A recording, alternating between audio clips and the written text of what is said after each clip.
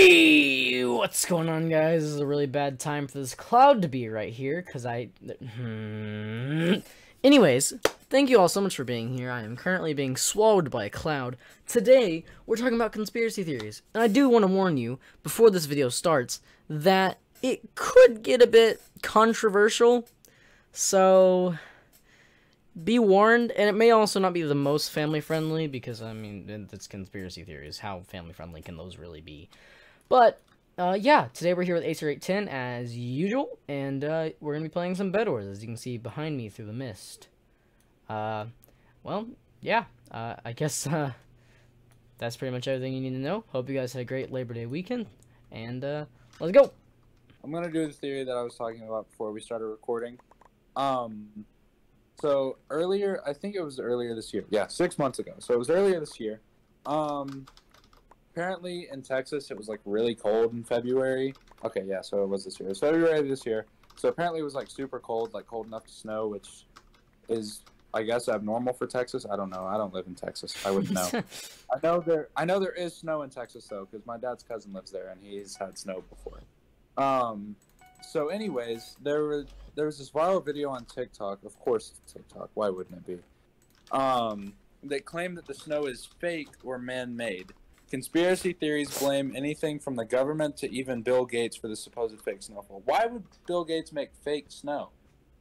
Like, or why would the government? No, dude. What is the point? Does Bill Gates even live in Texas? I don't think so. I don't know. So yeah, why would he make snow specifically in Texas and not where he lived? Yeah, exactly. I think he lives in like California or something. Which makes sense. Yeah. Not But, freaking like, Texas. Why? What would his interest in making it snow in Texas be? Or what would the government's interest in making it snow in Texas? Anyways, whatever. I digress. Claims all revolve around an experiment that shows a lighter being held up to a snowball. Social media claims that since the snowball does not melt and quote-unquote burns, it is fake snow. This reaction can be easily explained. So this is from some news station in, I don't know. Oh, it's in Green Bay, Wisconsin. Okay. Oh, okay. So I'm in they Texas. Oh, I know, but like they do this because they actually had snow in Wisconsin to where they could prove that it was wrong. So like they did an experiment where you can actually like take a snowball and if you put a lighter up to it, it just like blackens the outside. Yeah. But then you can wipe it's just soot on the side of the snowball. It says fuel from the lighters have imperfect combustion and produce the soot that deposits on the snow. So it just means that people are stupid and didn't know how science worked, and for some reason decided that because snow got scorched like every other object in humanity would if it got burnt, that it was faked. Like, okay, what? So my thoughts. This is very far-fetched, obviously. No one was questioning that. But it also doesn't... I can see where they're coming from on the fact that the snow just blackens. When you first told me that, I was like, okay, that's not normal. But then when you said it was normal, that actually made me be like, oh, it is? Okay. So, I can kind of see where they're coming from there. But everywhere else, literally everywhere else, that makes no sense. Why Bill Gates of all people? Yeah, like what does Bill Gates have to do with Texas or making it snow? Like, why is... I doubt that's his concern. Honestly, this one is about a fictional story. The story of Finding Nemo. So Okay. it could be true. By all means, it could be true. The Nemo, this theory is titled the Undead Nemo Theory. Okay. The movie is an allegory of the father's path through grief after after his entire family, his wife and all 506 kids, I think, I don't know, died from a barracuda attack. So this theory states that every single member died. Nemo didn't survive. There was And no. Marlin was the only one left. Yeah, Marlin was the only one alive by the end of the Barracuda attack, and so it also says it's him going through the stages of grief, right? It's the father's journey through the stages of grief. Denial. He won't let his son go to school because he's not safe at school. So he denies that. Also, there's another part to this theory, someone else's perspective on it, which says he won't let he won't oh, what was I gonna say? I blanked. What was I gonna say? Nemo. Oh yeah, denial. He comes up with the name Nemo, which in some other language translate to grief. Grief. I can't remember what it was, but in another language, it translates to the word grief. Grief.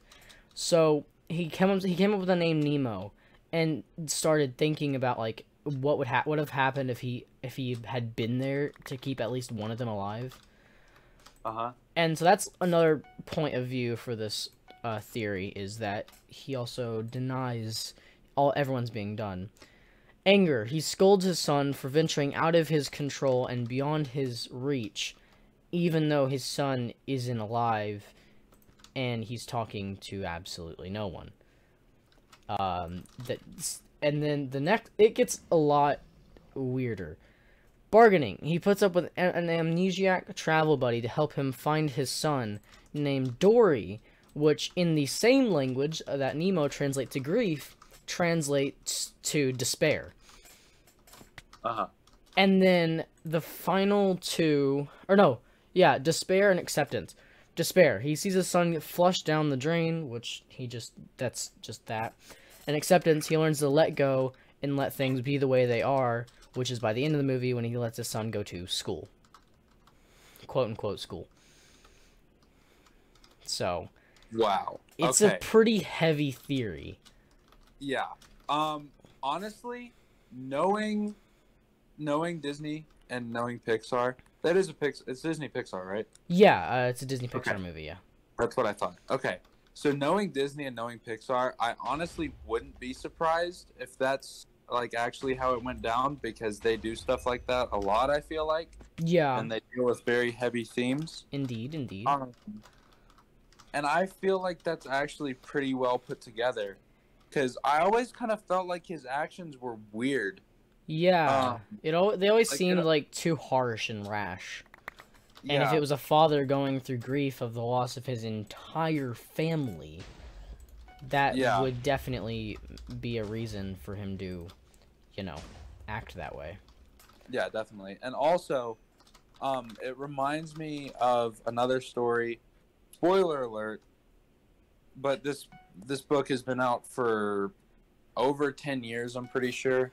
If not 10 years, it's been almost 10 years. It's the middle school book, Middle School, The Worst Years of My Life by James Patterson. And so there's also a movie about it. I would recommend it if you haven't read it, even though I'm about to spoil the whole thing. So if you don't want it spoiled, you should probably skip over this part. Yeah. But in the story, there's the main character.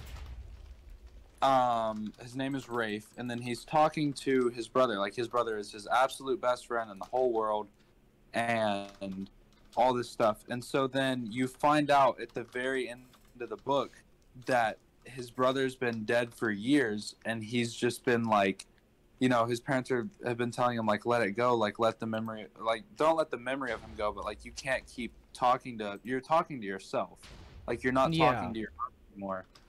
And that's kind of what it reminds me of. Nemo is just this imagined, Marlin's just trying to convince himself that he's still alive. Yeah. And he doesn't believe it, Yeah. It sounds very similar to that to me. And the fact that Nemo and Dory translates to grief and despair for some reason I can't remember the language, is kind of a bit too on the nose for me to think that this theory actually isn't fake. Okay. So, we'll kind of stick on the Disney vein of things.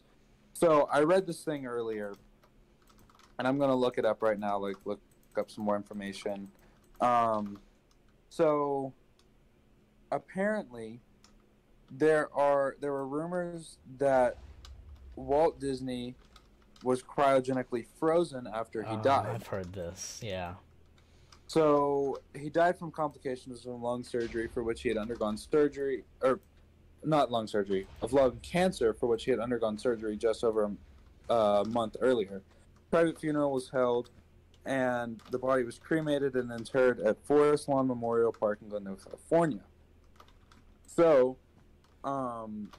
they say that his body is frozen and buried deep beneath the Pirates of the Caribbean ride at Disneyland in California, awaiting the day when medical technology would be advanced enough to reanimate the animator. That's kind of So, over the years, proponents of the seemingly absurd rumor have cited the secrecy surrounding his death and burial. They claim that his passing was intentionally delayed in order to give his handlers time to place his body in cryonic suspension. Both his funeral and the actual location of the burial plot have been kept secret. So, Disney's lifelong interest in the future projects such as Epcot, which stands for Experimental Prototype Community of Tomorrow, and the technical inventions for which he was known throughout his career would have no doubt lent the rumor a certain air of truth. So, in two biographies of Disney, claim that an obsession with death led Disney to an interest in cryonics. Surely did their part to perpetuate it through the years as well. Hold on, I have to cough. And I'm also going to get some water because I'm really thirsty. Nice. So his daughter denies that he was cryogenically frozen, and doubted her father had even heard of cryonics. Says there are signed legal documents that indicate Disney was cremated. Daughter denies it, and there are signed legal documents that indicate he was cremated. Yeah. But he was always like a very private man, so making the quiet circumstances of his cremation and burial far from suspect. And cryonics aren't like super advanced yet. So I don't know. I mean, they do have people in cryostasis.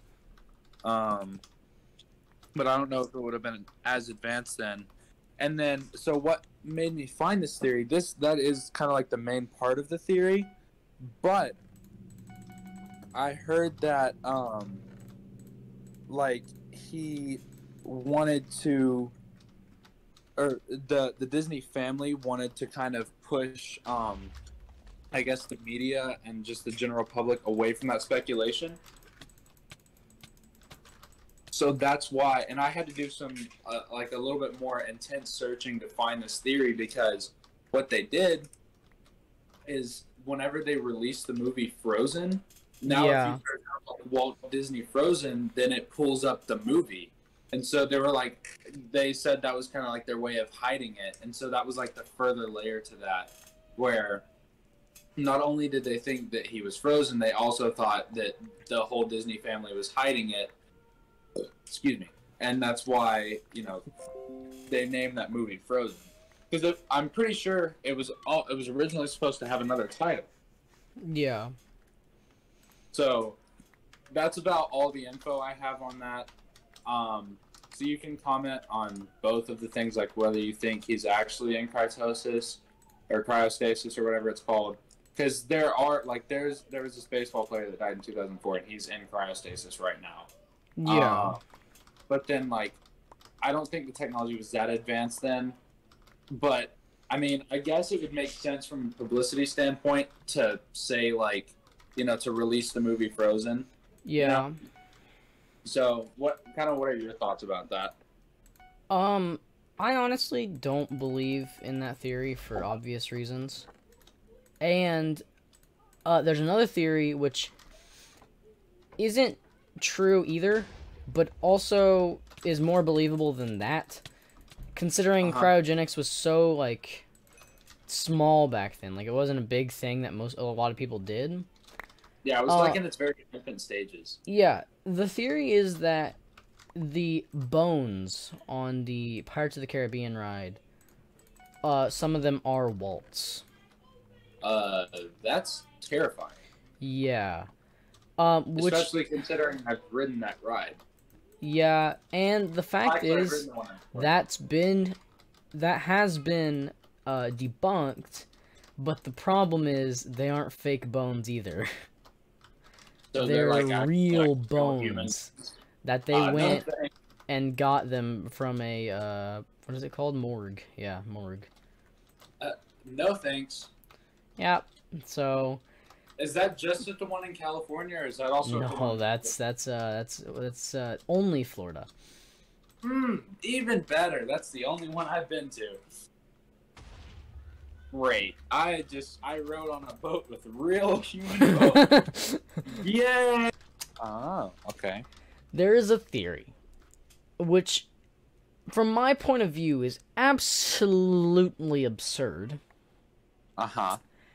And it is that the same year that Hitler died, there was a report of a what is it called? What is the...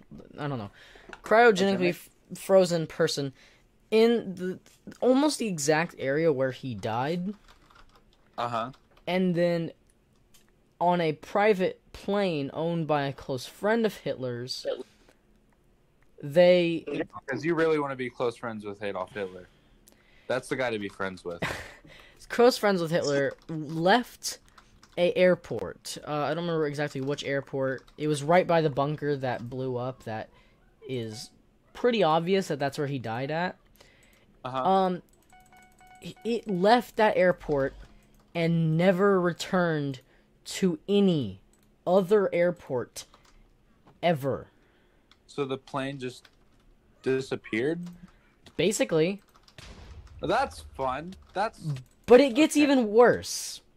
Because it said wreckage was found 10 or 11 years later on Antarctica. But they couldn't find any tracks leading from it, obviously, because it's been 10 or 11 years. There was just small bits and pieces of what looks like a small commercial plane. Which was the same type of plane that Adolf Hitler's friend owned.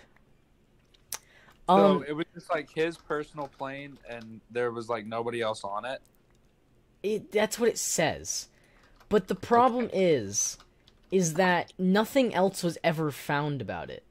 Like, it was his friend. It was his friend's plane, not his plane, sorry. It was his friend's plane. Never came back. Bits and pieces of the exact plane were found in Antarctica 10 years later. And there's a theory that's circled around for quite a while now, since these reports had been coming out, that Adolf Hitler was cryogenically frozen the exact same time that the bunker was blown up where he supposedly died. Uh-huh. And he's still, to this day, and here's where it gets really tricky. This article was written in 2012. So it says in this article, to this day, he still stands there. 3 years later, in 2015, like, it stands in a bunker in Antarctica. Yeah. 3 years later... That's not creepy. In 2015, there had been reports of a man who looked exactly like Adolf Hitler. No thanks. Nope. In the country of Argentina. And he had been reported, now this is going to be a bit unfamily friendly, killing 2 women in Argentina, and then he completely went off the radar. He was never caught. His name was never said anywhere at all.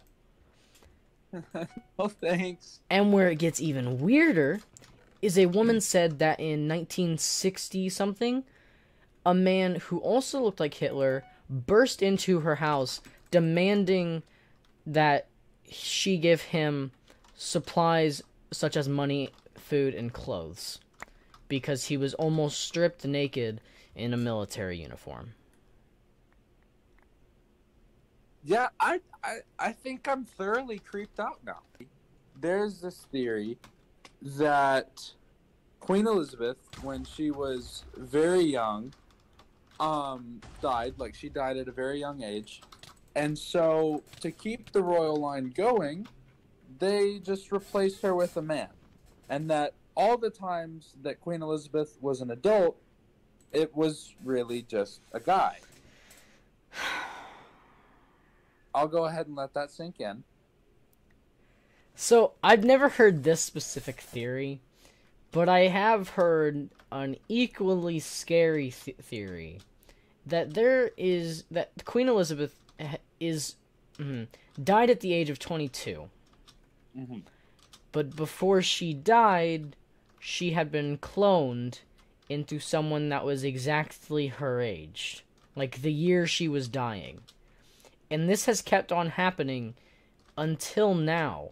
But the even worse part is, she didn't die because of natural causes every time. She died due to an assassination from the exact same unnamed suspect every single time. That's terrifying. So let's go to this more lighthearted. Okay, so her legacy, like, she's Queen Elizabeth I is known as the Virgin Queen. Yes. Because her line died with her. So there were countless proposals and opportunities to marry a bunch of different people, and she resisted. She was like, I've married the king. She said, I've already joined myself in marriage to a husband, namely the Kingdom of England. So she was never married, even though she had plenty of options to be married. So it says, Elizabeth's vow of abstinence was a very unusual one for her time, and there were those who believed that the reason was far more biological. Elizabeth was a man. So, let's see. I'm going to read a little bit more of this. Okay. So, there's this guy named Bram Stoker. He wrote Dracula. He wrote the novel, the original novel. Dracula. And so he first uncovered this theory when he visited the village of Bisley in the Cotswolds. I don't know how to say it. Well, anyways, he discovered a peculiar village tradition during May Day celebrations where the May Queen was actually a boy dressed in Elizabethan clothing. Curious to know more about the strange tradition, he did some digging, uncovered a legend, and then he wrote about it. So the story goes that at some point in her childhood, likely around 1543 or 1544, the young Elizabeth was sent away to Bisley to escape the threat of plague in the city. The king arranged to come and see his daughter in her countryside retreat, but shortly before he was expected, the young Elizabeth fell ill and died. Knowing how fearsome Henry's reputation was, I think that's her dad, and sure not wishing to feel the brunt of the royal anger, the governess concocted a plan. She hid the child's body and rushed off into town to find a girl to pass off as the princess. So that's what you do. Whenever a king's daughter dies, you just go and replace her, because, you know, if I were a father, I would, and you know, one of my children died, I would love for them to go out and find a replacement, and first of all, expect me to not realize that it's a replacement, and second, to, like, you know, if I were to find out that it was a replacement, I would be more mad than if they had just told me that they were dead. But anyways, that's a good idea. So, unfortunately for the panicked governess, there was no female child of the appropriate age who even vaguely resembled Elizabeth. Then she remembered a playmate of the princess, a pretty young child who could well be passed off as her. There was only one problem. He was a boy. With no options left, the governess found the child and dressed him in Elizabeth's clothes just as Henry arrived. Amazingly, the con went off a hitch. Luckily for the governess, Henry didn't visit his daughter often, and she was known for being shy around him. Besides, and he was in a hurry. So after he caught a glimpse of her, so essentially he just went to the village just to, like, look at her, and then left and did nothing else, like didn't talk to her or give her a hug or ask her how she was doing. He just went to look at her to make sure she was okay and come back, instead of just like asking like, hey, is she okay? He just, you know, went and looked at her and didn't say anything to her, because that's what fathers do. So anyways, he was in a hurry. He leaves. The deception worked so well that it continued indefinitely, and nobody in the know dare inform the king, and most aware of the swap were confined to the tiny remote village in the Cotswold Hills, and thus the truth was buried forever. Elizabeth, like the real Elizabeth, her body was supposedly never moved from the stone coffin it was hidden in, and more than 300 years later, during building work, it was discovered. Reverend Thomas Keble reportedly told his family that the body found was that of a young girl in Elizabethan dress. But like that time period of dress, it was named after her because it was made so iconic. Realizing what he had discovered, he conveniently reburied her elsewhere, supposedly beginning the legend that intrigued Stoker and created the peculiar May Day drag tradition. Huh. Let's see. All right. TWA Flight 800 crash was the result of a U.S. Navy missile test. Which that's the beginning part of the this. Missile hit the plane. So it was never said how that plane went down. No one knows because the wreckage was never publicly found. It was found by the government and completely just destroyed. They got rid of it, as you would normally do with wreckage. But there's nothing out there on it. So anyways, continuing. People started to speculate that it was the result of a U.S. Navy missile test. Which, whatever. It's a U.S. Navy missile test. They do those often. The problem is, no one was on site that day because the plane went down on Labor Day. Oh, so if it did happen, like it was the anniversary of it yesterday. Oh, yeah, it was. Oh, that's terrifying. Dang, that's okay. Anyways, let's continue a bit. So basically, what people think happened, someone, most likely an insider in the U.S. government, or some other person who had access somehow to the U.S. government's Navy place, Yeah. Because that's definitely something most people have access to. Anyways. Definitely. I have access to Navy missiles, believe it or not. Basically, what a bunch of people are speculating is someone specifically took down that flight. And the other creepy thing about this is, no one knows, and it's never been released, who was on that flight. All that was said was that it was an important flight. They never said who was on it. Some sort of assassination? Yeah, that's what people are speculating. Abraham Lincoln's assassin was never caught. Wait, I thought they did catch him. That's the thing. People don't think that it was John Wilkes Booth that was the actual person who shot him. People think that... It was well documented that it was him. But from what I did in my research, there's multiple loopholes, such as one of the things is... Okay, I'll give you the main theory before I start explaining other things. People don't think that it wasn't John Wilkes Booth. People think that it wasn't just John Wilkes Booth. That he had like a co-conspirator? Co-conspirators. Multiple. John Wilkes Booth had been documented before being in some sort of almost cultist-like group. And people speculate that after leaving said group, he took some of the members with him and started his own cultist-like group. And people think that he had which obviously lost his mind, but people think that he had gone far off and had brought a lot of people along with him into his conspiracy group.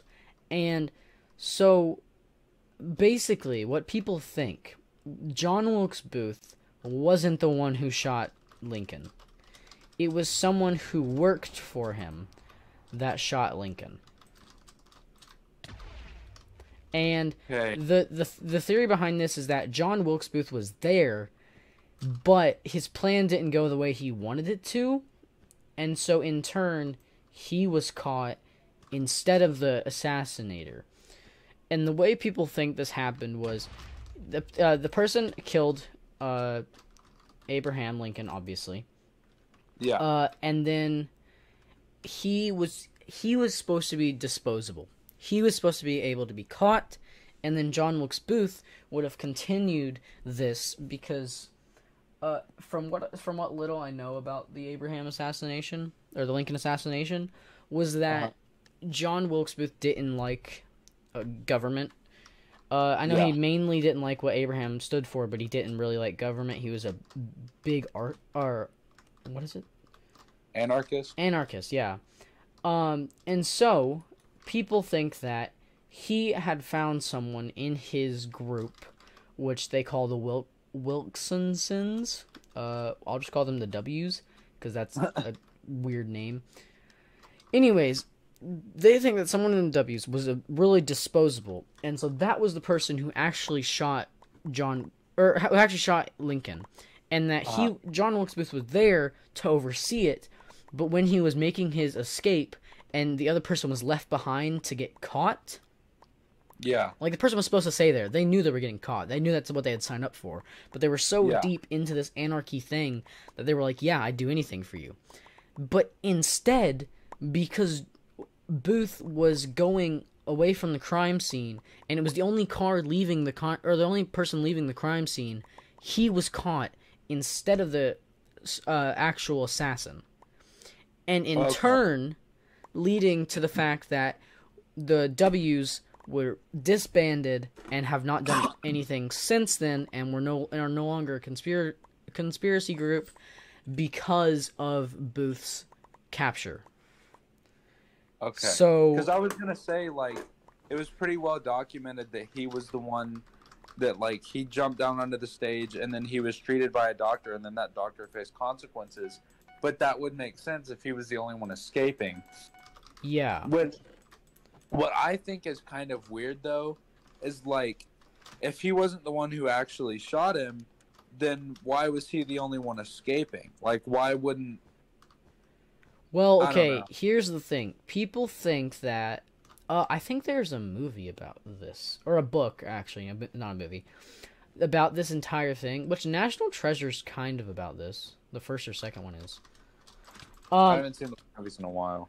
Anyways, basically, they think that he was... everyone who had to join the group was marked, like, with, like, heat, like metal marks. Like branded? Yeah, branded into the group. And so if the sniper got caught, or if the shooter had gotten caught, and they found the brand, that he would have obviously also been caught if he had stayed at the yeah, it would have given him away. So that's how people fill in that loophole. Okay. That's, once again, back to, like, kind of the thing with Hitler. If people are crazy enough, they can think of some really messed up, crazy plans that are actually, like, really believable. Yeah. Because for somebody to be that, like, just... he was probably mentally disturbed, but still, like, for somebody to be that just out of their mind... Yeah. Like, they would probably think up something like that. Like, something that deranged. Yeah, definitely. Thank you all so much for watching. I had a fun time. That was a bit interesting. And I will say, it was fun. And I do like this little, like, commentary series. It's fun to do. It's, I don't know if you enjoy watching it, but it's fun to do, so I'm probably going to keep doing it anyways. Anyway, thank you so much for watching. Say a special thanks to Acer810 for helping me with this video. Obviously, I couldn't do a solo commentary. I mean, I could, but it'd be boring. So thank you, and yeah. see you guys next video. Bye, guys. Bye.